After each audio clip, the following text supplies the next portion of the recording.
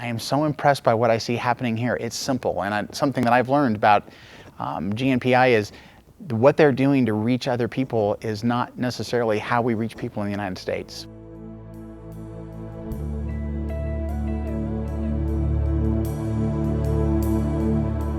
I was here 5 years ago, not as a board member, so I see it now through some different eyes.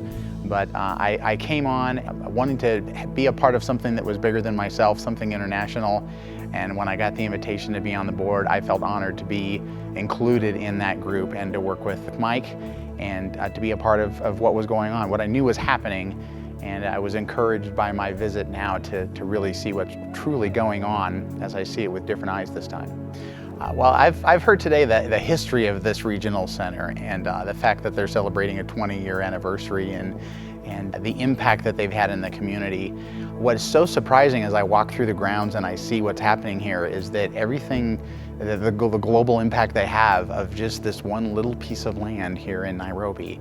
And I see the history over the last 20 years of people that they have reached and the stories that they tell and even the stories of the staff here and that impact that's going on. And it's just multiplied so many times over because you can tell that God is working through what's happening here.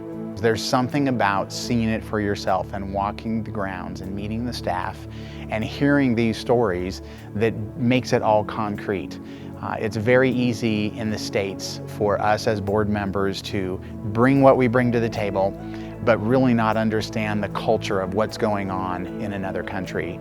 And when you're here and you're surrounded by it, it impacts your vision. I see going back now and we have a board meeting and we're discussing things, I have names and faces and culture and everything to go along with that. And I think it will help us as board members, all of us, serve better and have an impact for the board. And so many things in the United States are dressed up and they're Disney quality and have lights and all this jazz with it. But as I've been here on this trip especially, I realize that other people don't need the glitz and glamour. They need the story and they need the simplicity of it and they need to hear Jesus, and God's word is enough. But continue to focus on what God has called them to do with good news and continue the hard work, because when you come down and see it, you can see the fruit.